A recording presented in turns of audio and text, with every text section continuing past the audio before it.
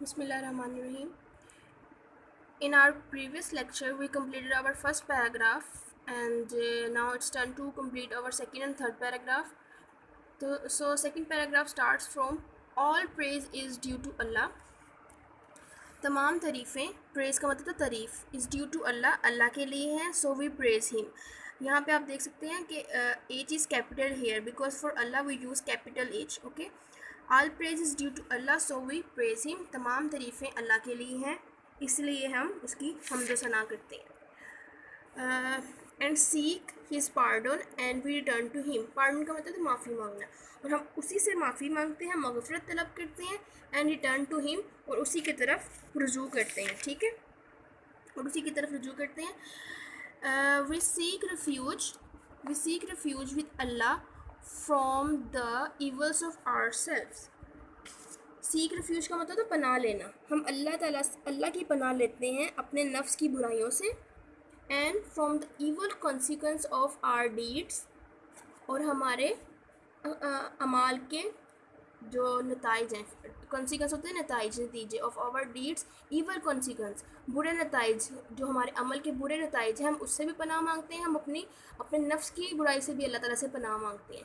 हुम अल्लाह guides alright, home जिसको अल्लाह guides अल्लाह रहनुमाई करता है अराइट सीधे रास्ते की। There is none to lead him astray, तो वो कोई भी उसे भटका नहीं सकता। ठीक है, अस्ट्रे का मतलब भटका देना। जिसे जिसे अल्लाह ताला रहनुमाई दे देता है, जिसे कि अल्लाह ताला रहनुमाई करता है, उसे कोई गुमराह नहीं कर सकता। ठीक है, and there is none to guide him astray, whom Allah lead अस्ट्रे।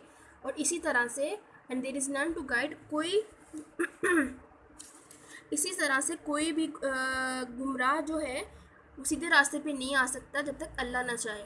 Allah lead, okay where we were, I will be, there is difficulty to see the words. I bear witness, I bear witness का मतलब शहादत देना, गवाही देना। That there is no god but Allah, कि कोई खुदा नहीं है सिर्फ अल्लाह के। द वन जो कि सिर्फ एक है। Having no partner with him, जिसका कोई शरीक नहीं, जिसका कोई साथी नहीं। ठीक है, पार्टनर का मतलब साथी, फ्रेंड या भी कोई कंपेनियन। तो अल्लाह एक है जिसका कोई साथी नहीं, कोई शरीक नहीं। ही इज़ सॉवरेनिटी, इसी की हाकमियत है। सॉवरेनिटी का मतलब था हुकूमत।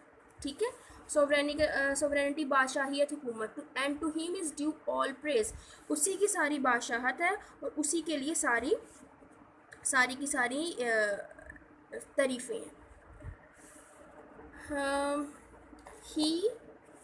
ही grants life and causes death, Allah Taala ही है। हम यहाँ पे अल्लाह ताला की सारी बात करें। ही ग्रांट्स लाइफ, वो ज़िंदगी अता करता है। एंड कॉजेज डेथ, और मौत देता है। ठीक है, and is powerful over everything, और हर चीज़ पे कादिर है। यानी कि अल्लाह ताला हर चीज़ पे कादिर है। अल्लाह ताला की हुकूमत हर चीज़ पे, और अल्लाह ताला हर चीज़ को कंट्रोल किए हुए हैं। There is no god but Allah, इस अल्लाह के अलावा कोई मबूद नहीं। ही फुलफिल्ड हिज प्रॉमिस, इस अल्लाह ने अपना वादा पूरा किया। एंड ग्रांटेड विक्ट्री, और and granted victory to his bondsman. And he alone routed the confederate of the enemies of Islam, Allah ने अपना वादा पूरा किया, अपने बंदों को फतह अता की, और उसने तन्हा इस्लाम के दुश्मनों को मुत्तहिदा लश्कर को शिकस्त दे दी। ठीक है, अल्लाह की वजह से ही जो इस्लाम के ख़िलाफ़ के जो लश्कर थे यानी दुश्मन थे, अल्लाह की वजह से उन्हें शिकस्त होगी, क्योंकि अल्लाह ताला हर चीज़ पे कादिर है। अल्लाह ताला जो चाहे वो कर सकते हैं। Now moving towards the third paragraph, it starts from O people, ए लोगो लिसन टू माई वर्ड्स, ए लोगो मेरे अल्फाजों को सुनो। From for I do not know whether we shall ever meet again, क्योंकि मुझे ये नहीं पता कि हम दोबारा कभी मिलेंगे। अब यहाँ आप सल्लल्लाहु अलैहि वसल्लम खिताब कर रहे हैं लोगों से। ठीक है, एंड परफॉर्म हज आफ्टर दिस ईयर, और इस साल के बाद हज अदा करेंगे। अब आप सल्लल्लाहु अलैहि वसल्लम while addressing the people he is saying to pay attention to him by saying और listen to my words for I do not know whether I shall meet again, because आप सल्लल्लाहु अलैहि वसल्लम को उसके बाद पता लग गया था कि पता नहीं अगली दफ़ा हज अदा होना है कि नहीं होना, क्योंकि ये आप सल्लल्लाहु अलैहि वसल्लम का आखिरी खुतबा था, और उसके बाद आप सल्लल्लाहु अलैहि वसल्लम इस दुनिया से चले गए थे, रुखसत हो गए थे इस दुनिया से। ठीक है, तो इसलिए आप सल्लल्लाहु अलैहि वसल्लम फरमाया कि लोगों मेरे अल्फाज को ध्यान से सुनो, हो सकता है कि हम अगले साल हज अदा कर सकें या ना कर सकें। O ye people, Allah says O people we created you from male and from a female. Allah Taala फरमाता है कि ए लोगो, हमने तुमको एक मर्द और एक औरत से पैदा किया, and made you into tribes and nation, और तुम्हारे लिए कौमें और कबीले बना दिए। ठीक है, ट्राइब्स का मतलब था कबीले, नेशंस का मतलब कौमें, मेल और फीमेल, मर्द और औरत। So as to known and one another, ताकि तुम एक दूसरे को पहचान सको। वेरीली, बेशक, वेरीली का मतलब था बेशक, without doubt. In the site of Allah, site का मतलब नज़र, अल्लाह की निगाह में, अल्लाह की नज़र में, the most honourable amongst you is the one who is most God fearing. God fearing का मतलब ज़्यादा खुदा से डरने वाला। The most honourable amongst you, तुम में सबसे ज़्यादा मोजिज़। ठीक है, अमंग्स का मतलब तुम सब में से, इज़ द वन, वो है, who is most God fearing, जो कि अल्लाह ताला सबसे ज़्यादा डरता है। And Arab has no superiority over a non Arab, किसी भी अरबी को किसी अजमी पे। नॉन अरब मतलब जो अरबी नहीं है, अरब के लोगों में से नहीं है। Note does a non Arab has any superiority over an Arab, और ना ही किसी अजमी को अरबी पे कोई फोकियत है। सुपीरियोरिटी होता है बढ़तरी होना। ठीक है, also a white has no superiority over a black, और ना ही एक सफ़ेद को किसी काले पे बढ़तरी है।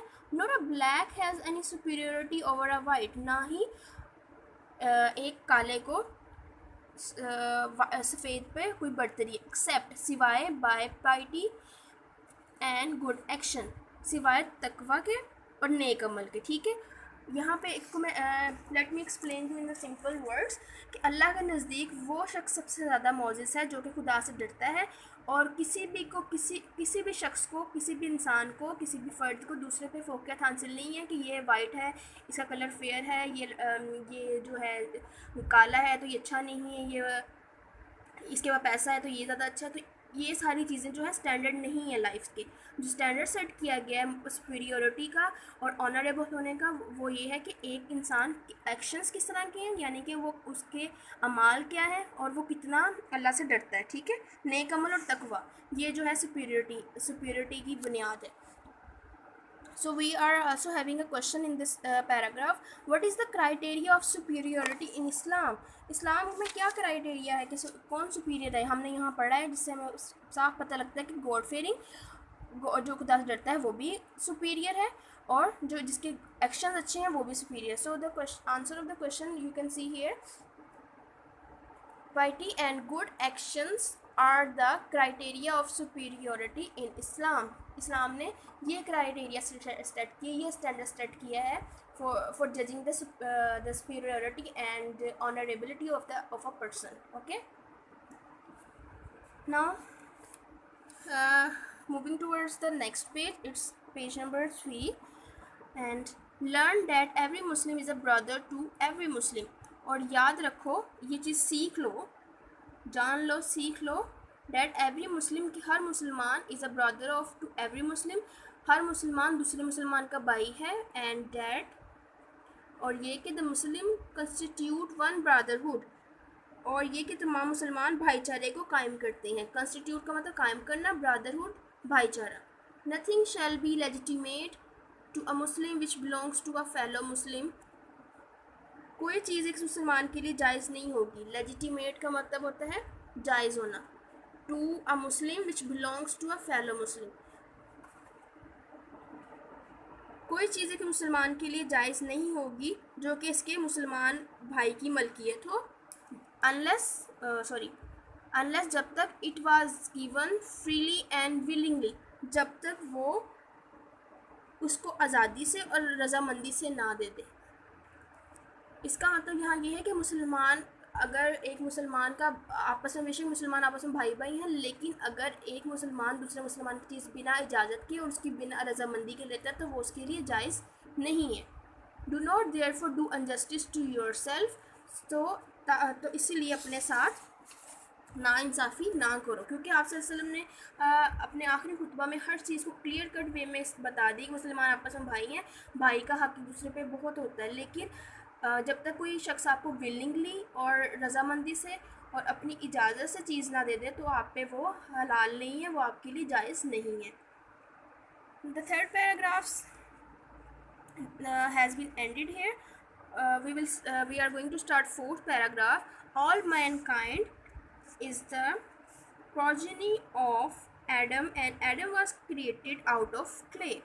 ठीक है, तमाम इंसान जो हैं आदम की औलाद हैं और आदम अलैहिस्सलाम को मिट्टी से पैदा किए. क्ले का मतलब मिट्टी, प्रोजनी का मतलब तो नस्ल. ठीक है, ऑफ आदम, आदम अलैहिस्सलाम की हम सब औलाद हैं. And Adam was created out of clay, और आदम अलैहिस्सलाम को मिट्टी से पैदा किया गया. बट बी होल्ड, याद रखो, जान लो, every claim of privilege whether that of blood और प्रॉपर्टी, किसी भी चीज़ का दावा, चाहे वो आपकी जायदाद है या फिर खून, is under my heel except that of the custody of the Kaaba and supplying of water to the pilgrimage. Or people of Quraysh do not appear on the day of judgment with the burden of this world around the neck, whereas other people may appear before the Lord with the rewards of hereafter. In that case, I shall avail you not against Allah. Now let me explain this whole paragraph. इम्तियाजी हक का दावा, ख्वाह वो जायदाद का हो या खून का, सब मेरे पाँव के नीचे है सिवाय काबा की मेहरबानी के और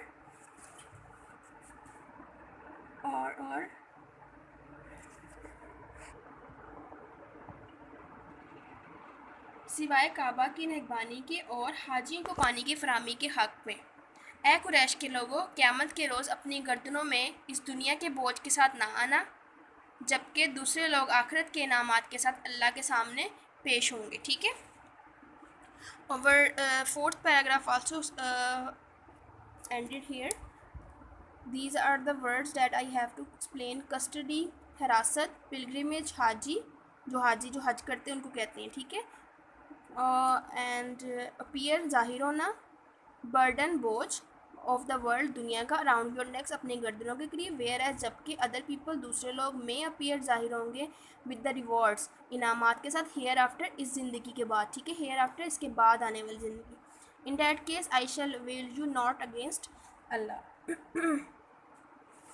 इस सूरत में मैं अल्लाह ताला के हाथ तुम्हारे किसी काम नहीं आ सकूँगा. यानी कि आप सल्लल्लाहु अलैहि वसल्लम लास्ट पे एक हमें क्या कह सकते हैं, अलर्ट कर रहे हैं कि अब ये बातें फॉलो करो और ये ना हो कि आखिरत में मैं तुम लोगों के काम ना आ सकूँ, क्योंकि आप सब हमारी सिफारिश करेंगे, लेकिन जो बातें हमें समझा दी गई हैं, बता दी गई, हमें उसको फॉलो करना है ताकि हमें आखिरत के दिन शर्मिंदा ना होना पड़े. ठीक है. I hope you will understand the whole paragraph. In the next lecture we will start from our 5th paragraph, that is on page number 3.